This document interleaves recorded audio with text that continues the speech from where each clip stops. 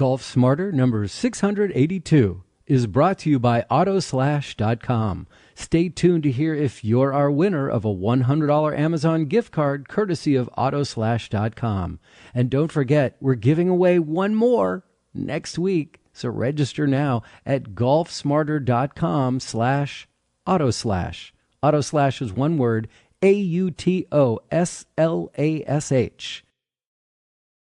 A golf destination you wouldn't think of. The Alamo City Golf Trail in San Antonio, Texas, with Andrew Peterson. This is Golf Smarter, sharing stories, tips, and insights from great golf minds to help you lower your score and raise your golf IQ. Here's your host, Fred Green. Welcome to the Golf Smarter podcast, Andrew. Hey, Fred, how are you today? I'm doing well, and I'm excited that I'm coming to San Antonio. You going to host me? I'm excited you're coming too. The weather's going to be fantastic, and you are going to love the golf courses here. Well, that's why we decided this year to check out San Antonio. We've been to Houston, we've been to Dallas, we've been to Austin, and, you know, we've been traveling like this for, I guess, 15 years or so with my group. And this year we said, let's give San Antonio a try. I think you're going to be overly impressed. You know, I love the other Texas cities, and there's an awful lot of really, really iconic, great golf courses in the state of Texas.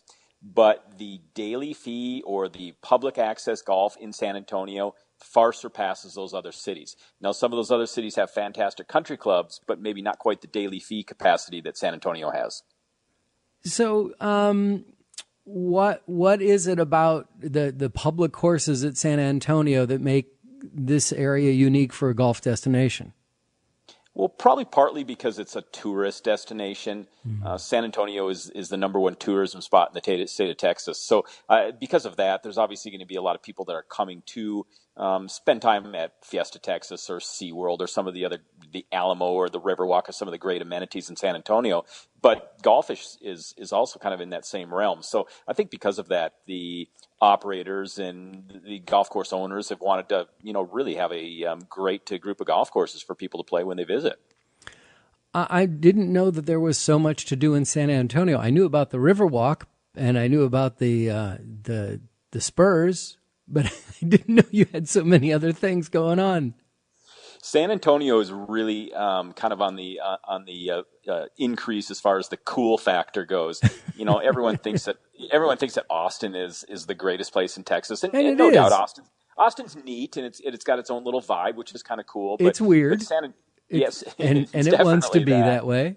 It's definitely that. But San Antonio, as far as I'm concerned, is got that way surpassed. It's really, really a neat place. Tons of stuff to do. Awesome restaurants. The food scene is really grown here in the last couple of years too. So it's just a neat place.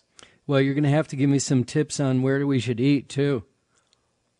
Can do. Yeah. And we can do that afterwards. And we're going to be also going to Topgolf while we're there for fun. So we'll probably eat dinner there. Well, that's a cool spot. You'll see lots of girls wearing their high heels pretending they can play golf. Just like the Phoenix Open. or the Byron Nelson in Dallas. Yeah, right. They just want to be seen. They don't want to play. That's right. Well, hopefully Topgolf, and I think Topgolf certainly has some merit. It's it's a bowling alley for golf, I suppose, but yeah. It's a neat place, and I know the one here in San Antonio has been really, really successful. Yeah. I guess they've been open for 2 years or so now, and it's gone well. Yeah, they've really, really done some nice things there. And not just San Antonio. I mean, wherever you go around the country and around the world right now, if you go to a Topgolf on a Friday night, you're going to have a couple hours before you get to do anything. You're going to wait in line. If I had the land to build one on and the resources to do it, I would be building Topgolfs around the country. Yeah, no question about it. So let's talk more about the Alamo City Golf Trail.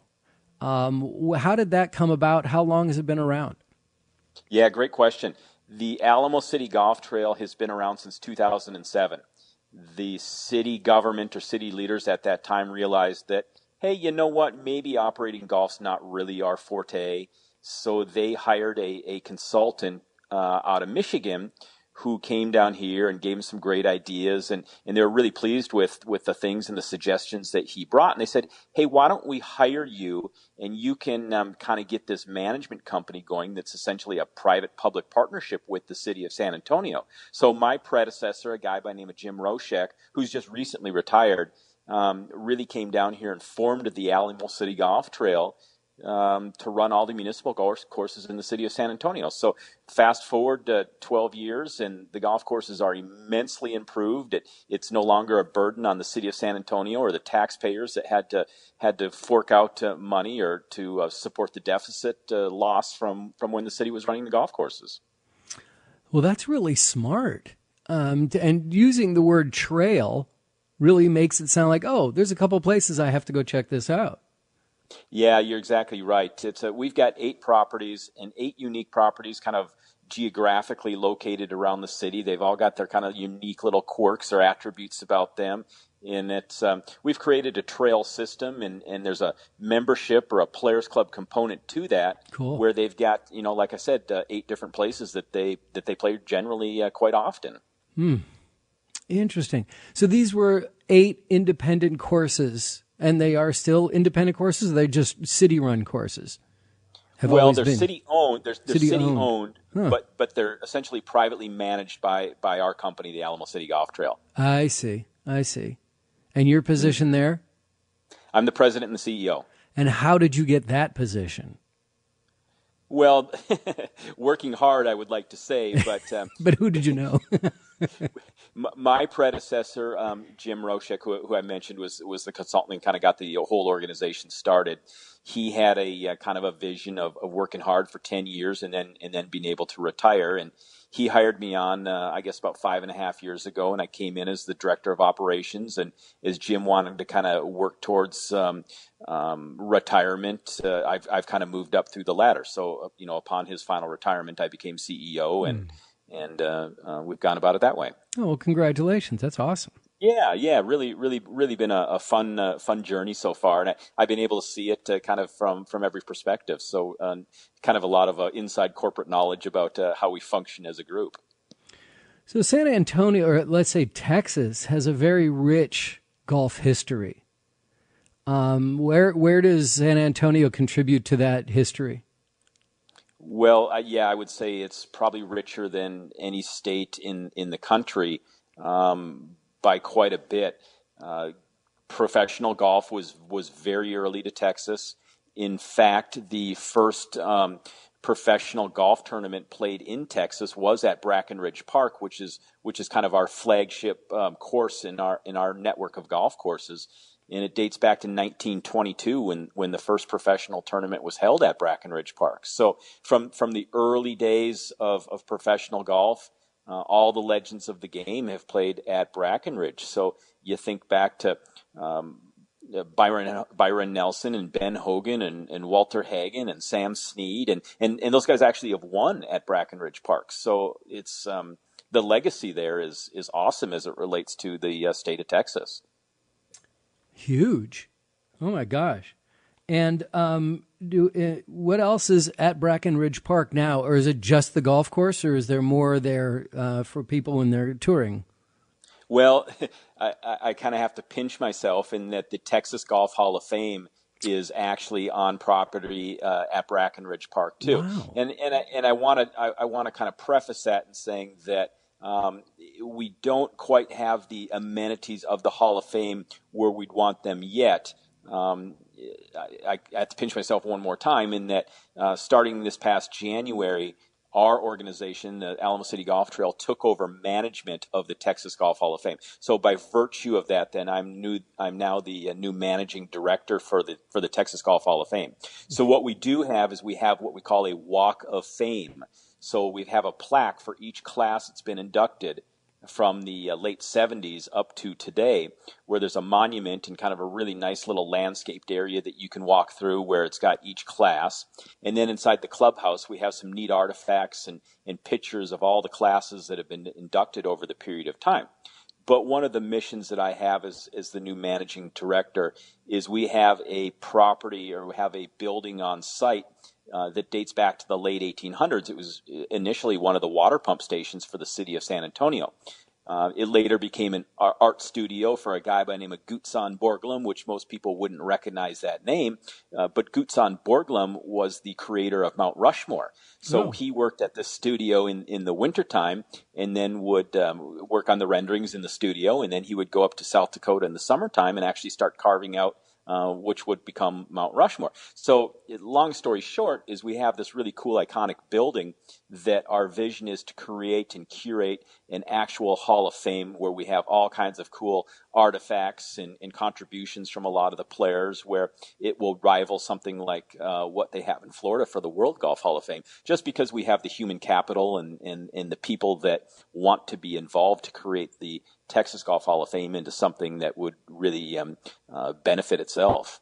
Very cool. How much time should we plan on spending at your Texas Golf Hall of Fame after our round or before our round, depending? I'll certainly tour you through the building, just because the Borglum studio, which is now named after Gutzon Borglum, is a neat place to see, and you'll definitely want to spend a little time just kind of meandering through the little landscaped area just to look at the class markers for each class that had been inducted, and really neat. Obviously you're going to see Lee Trevino and Byron Nelson and all the legends of the game in Texas are now enshrined in the Hall of Fame. Tom Kite, Ben Crenshaw, the list goes on and on. Sheesh. Very impressive. So how much time should we plan? You're avoiding that answer? Give it a half an hour at least, either before or after your round. Okay, so it's not a 4-hour museum. It's just a nice, quick tour. You'll see it. Yeah, you'll see it in its infancy, but just kind of meandering around the grounds of Brackenridge Park is pretty neat. There's lots of cool little things to see and some few things to read, and it's just it's fun to be on property, knowing the greatest players in Texas history have played golf there. And in fact, Ben Crenshaw, has very, very fond memories of Brackenridge Park, and that he won the state junior golf tournament at Brackenridge Park.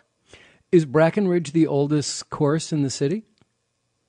Well, in the area? Great question. It's not technically the oldest course in the city, in that there was an original San Antonio Country Club that's moved grounds, but Brackenridge Park, ironically enough, is actually the oldest public golf course in the state of Texas. Oh, wow. So it's not the oldest country club, it's not the oldest golf course, but it's the oldest public golf course in the state of Texas. Wow. And when did it open? It opened in 1916, so we celebrated its 100th anniversary a couple of years ago. And it was designed by A.W. Tillinghast, which most people will recognize that name as far as his contributions with some of the greatest country clubs around the country. Winged Foot and Bethpage Black, and he's got so many courses that are iconic that just knowing that he was the creator or the architect of Brackenridge Park is pretty cool. Very cool. Very cool. So what are the other courses that are on the trail? Well, I'm going to start alphabetically then, just because we're on Brackenridge Park. After that is Cedar Creek, which is on the far north side of San Antonio. Probably the hardest golf course. If you could put that in one word, you would say just difficult. It's championship style golf course. It's on the far north side of San Antonio, which is kind of right on the edge of the Texas Hill Country. So lots and lots of elevation changes there, lots of ups and downs, lots of side hill lies, lots of tricky putts. It's a big golf course. It plays hard. It's home to the San Antonio Open, which is a professional tournament in San Antonio. It's hosted the local qualifier for the USGA's US Open a number of years. So it's a top level golf course and really, really fun to play. And then we've got Mission del Lago, which is down on the far south side of San Antonio. So between Cedar Creek and Mission del Lago, we've got almost 40 miles between those golf courses. Mission del Lago is another really awesome golf course, championship style, a links style golf course, lots and lots of bunkers, another challenging hard golf course. Then we've also got Northern Hills, which is the newest golf course to our network. It was purchased by the city of San Antonio a couple of years ago, and then they gave it to us, our organization, to operate it. It used to be a really old, traditional country club, and it's had its heydays in the 70s and 80s, and turned into a public access golf course. But it's a nice golf course for us to operate, and gets us something kind of on the east side of town. And then we have. Let me ask you before you move on to the next one. Sure. Why did that go public? Why did that stop being a private course? Sure, it changed ownership hands. My guess is that the owners that took it over weren't quite as savvy about it as they should have. There was so many other new golf courses that were built in San Antonio kind of around the time that ownership change happened in the 80s and 90s, and it probably just lost a little bit of its luster, so to speak, and the competitive golf market is challenging, but it does really, really well as a public access golf course now. I see. Okay. So that's 4. So then we've got Almost Basin golf course, which is smack dab in the middle of the city, 5 minutes from the airport, 10 minutes from downtown, just in a fantastic area. It's our busiest golf course, does close to 50,000 rounds a year. Wow. Fun family golf course. It's not going to beat you up. It's easy to walk for those guys that like to do that. But it still hosts really quality, good tournaments. It's hosted the city amateur before, and the city mid-amateur has played there every year, and it's just a really, really good quality golf course. Wow. Wow. Before we move on to the last couple ones, I'm going to ask you about just golf in San Antonio, but I'm going to take a quick break right here, and we'll be right back. This episode is brought to you by Autoslash.com. At the end of this interview, we'll announce the winner of the $100 Amazon gift card, courtesy of Autoslash. But right now, I want to talk about this company that will save you a lot of money next time you have to rent a car. Autoslash is not a car rental company. They are a free service that scours the internet every minute of every day for the lowest prices on car rentals. You may not be aware that car rental prices in the companies, they make these prices fluctuate regularly, and usually to make sure they get rid of all their inventory that's sitting on the parking lot, the prices continue to drop as you get closer to your arrival date. That's why I've been really happy with Autoslash and this trip that I'm taking to San Antonio. I booked our minivan a couple of months ago, but ever since, I've registered with Autoslash and told them what car I wanted to rent. I've received regular updates that offer lower prices on the same vehicle. And since I'll be leaving tomorrow morning, I'll be checking these rates a couple more times today to make sure I get the lowest possible price. When you book at Autoslash, they apply every coupon code you're eligible for, including publicly available codes and special membership-only codes that you may have a membership like at Costco or AAA. They even use your credit cards if you're any programs with them, or even frequent flyer programs. But it's not Autoslash that's giving you the prices. It's the companies that you're renting from. They're just the service to help you find these things. And they do an amazing job. There's something magical about their algorithms that they've developed here to make it work. But it works. And that's why the average user of Autoslash saves 30% off the rate they can find on any other car rental site. So I've been really happy with them. I'm really impressed, and I'm really grateful that they're giving away these $100 gift cards to you guys. So no matter when you're planning to rent your next vehicle, sign up now for this incredible free service. Go to Autoslash.com. That's Autoslash.com, and it's one word, AUTOSLASH.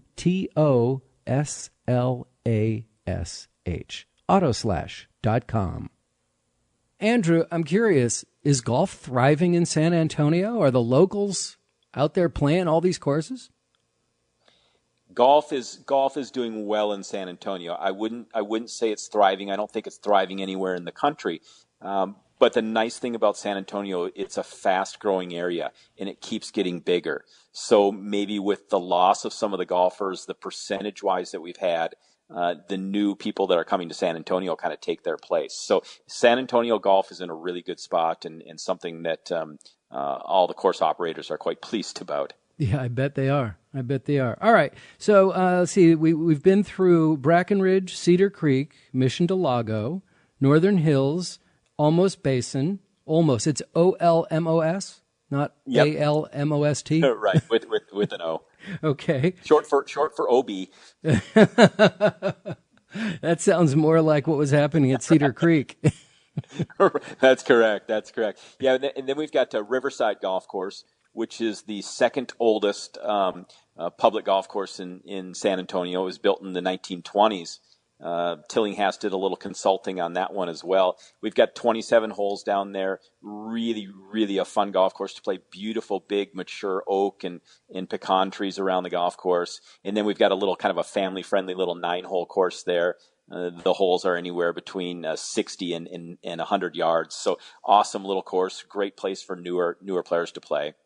And then we move up to San Pedro, which is our newest renovated facility, in that we spent $4 million there a couple of years ago, opened it in 2017. It's a 9-hole practice facility with a large two-sided driving range, fully lighted with great LED stadium lights around it.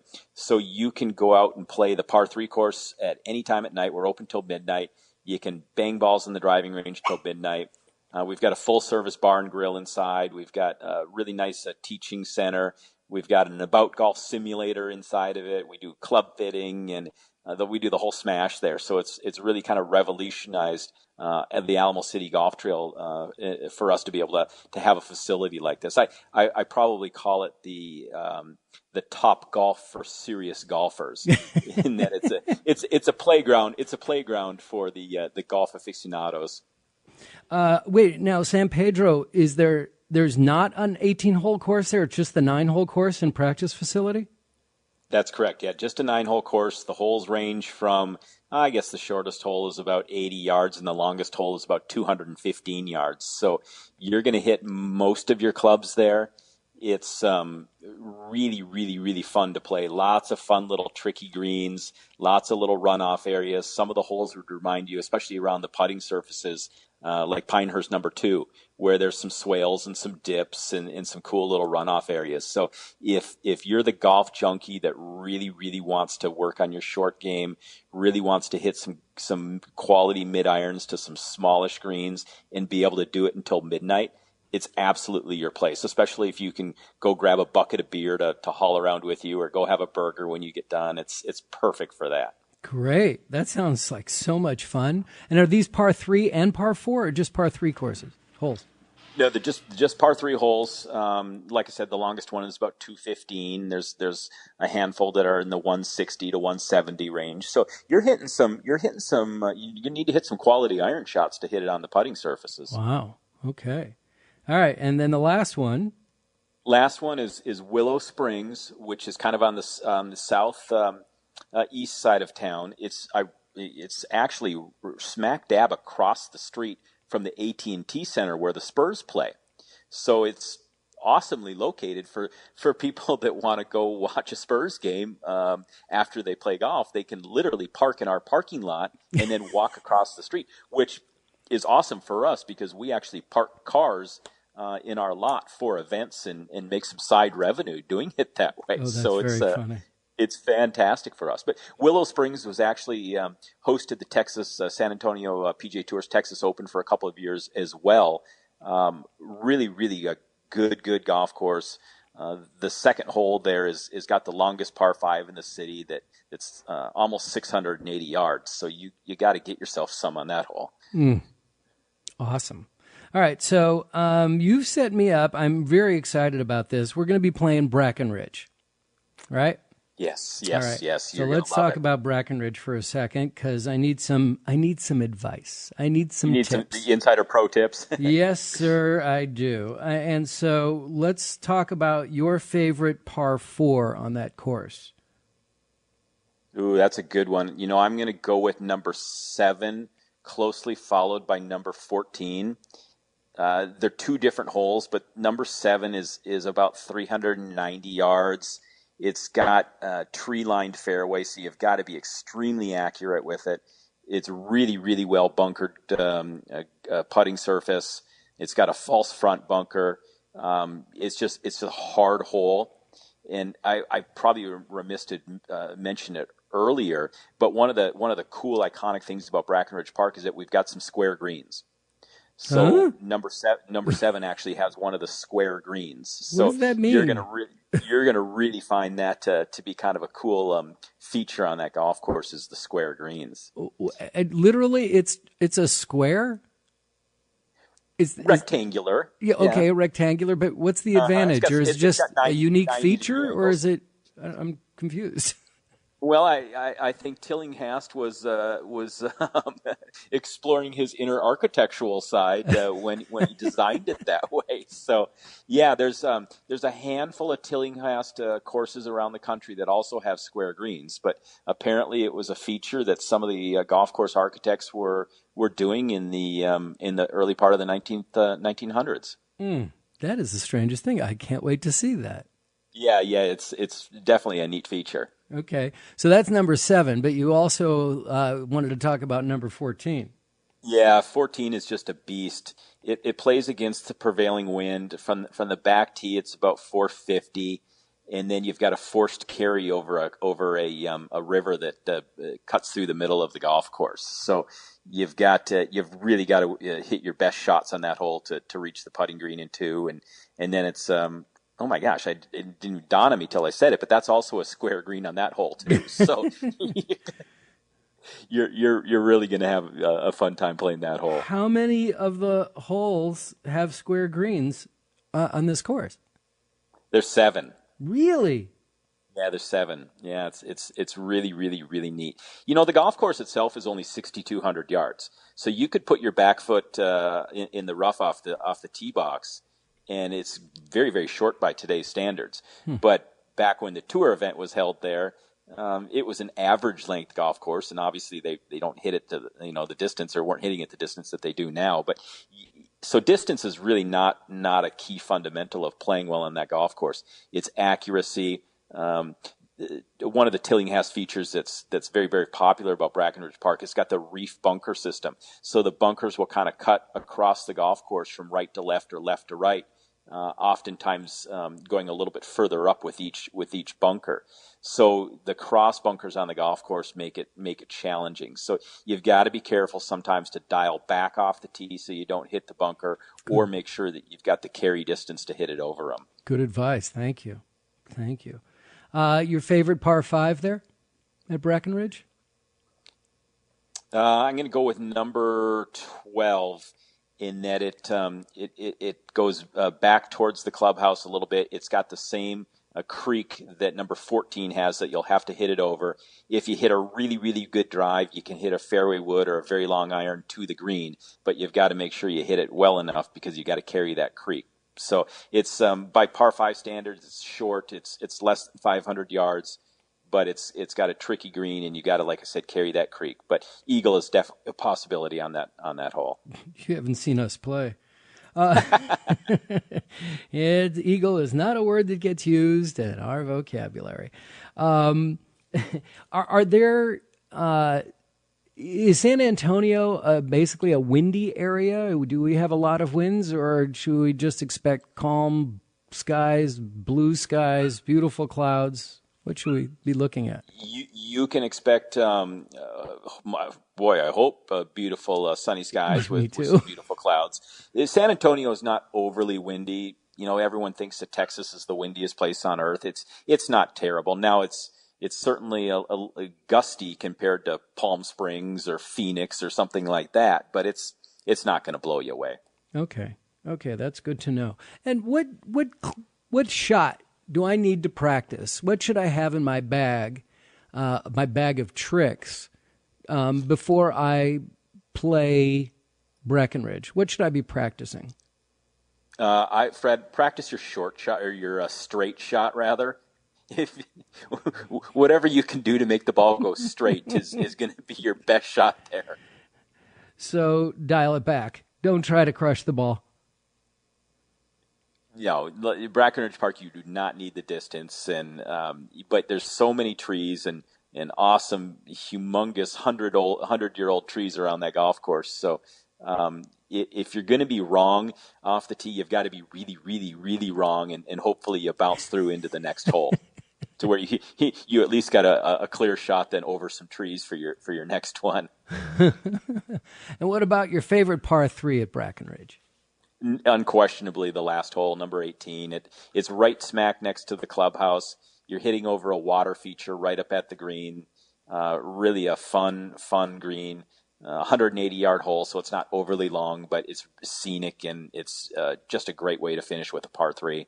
Oh, sounds beautiful. And I hope there's no crowd watching as you hit the ball in the water and like cheering you off. Well, it's pretty cool because our corporate office is actually upstairs of the clubhouse at Brackenridge Park. Okay. And I can open my office window, and I'm looking right down at 18 green. So I'll probably find out what time you tee off, and at the very least, I'll watch your action from my office window. Oh no, we don't need a gallery. Well, I am really excited about coming down. Thank you so much for your hospitality. I look forward to meeting you. And it sounds like one of those golf destinations that needs to be on your list for multiple trips. I would highly recommend it, Fred. There's 3 golf resorts in San Antonio. First and foremost is the JW Marriott and the TPC property. 36 holes there. The Oaks course is where the Valero Texas Open is played. The Canyons course is where the Champions Tour event has been played. There's 36 holes at the La Cantera Resort property. The resort course is where the PGA Tour event was before it moved over to the TPC property. There's the 27-hole resort complex that the Hyatt runs. There's a handful of really awesome daily fee golf courses in San Antonio above our Alamo City Golf Trail courses. So it's a golf destination for sure. And it sounds like it's a golf destination that has a variety of pricing to get off on your first hole. The green fees vary from resort to city courses. Oh yeah, you're right. You're going to pay the premium dollar when you play at the TPC property. The other resorts are going to be, kind of that 4 or 5 star pricing too. But you can play the Alamo City Golf Trail courses depending on the time of the day and day of the week. Even in the prime season, our rates don't change from spring to fall to winter to summer. They're consistent all year round, and you can play, for as low as $25. Depending on the time of the day and the day of the week at our courses. So, yeah, you run the whole gamut of what you can pay. That's a great deal. Well, again, Andrew, I'm really excited about coming down, and I look forward to meeting you, and thank you so much for the introduction and the explanation. Yeah, my pleasure, Fred. Looking forward to having you next week. And this show being published on Tuesday means I'm actually on the plane on my way to San Antonio right now. I'm very excited about it. And hope you enjoyed that conversation. Next week, we're going to talk to Greg Hiller, who's the Director of Instruction at TPC San Antonio, who's also worked at the Alamo City Golf Trail. We'll talk to him more about San Antonio golf and specifically about TPC, who hosts the Valero Texas Open. And very interesting stuff that goes on over there. And this episode is brought to you by Autoslash.com. And at the end of this interview, we'll announce the winner of the 100 Nope. And this episode is brought to you by Autoslash.com. And right now, they want to give a Golf Smarter listener a $100 Amazon gift card. Our second winner of 3, chosen at random, is Ken Sistari of Shrewsbury, New Jersey. Congratulations, Ken. Go ahead and spend that $100 on me. On your golf, maybe. That'll be the best thing to do. You're going to be receiving an email from me with the details on how to retrieve your $100 Amazon gift card, and that is courtesy of Autoslash.com. We still have one more to give away. Make sure that you register.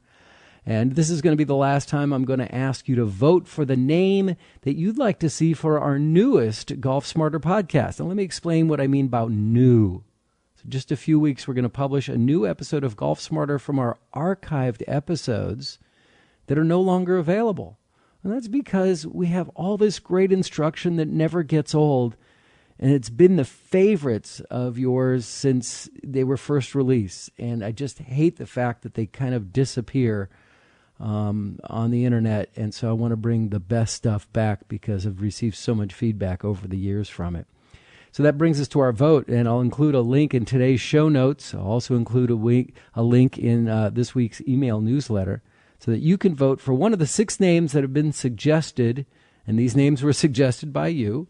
Right now, the 2 leading candidates are Golf Smarter Classics and Golf Smarter Mulligans, because it's, getting your free shot one more time. But until we tally the votes, we're not sure who's going to win. It's anybody's guess. So please let me know what you think by voting for your favorite, and I'll keep you informed as to when the show will be available, and it's coming very soon. One more time, we're giving away that $100 Amazon gift card. The last one is next episode, so make sure you register. golfsmarter.com/auto/.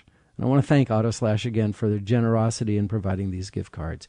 If you have any questions, comments, or suggestions, please follow me on Instagram. I'll be posting pictures from San Antonio this week. You can also follow me on Facebook and Twitter. Just look up @GolfSmarter or click on the Hey Fred button at golfsmarter.com.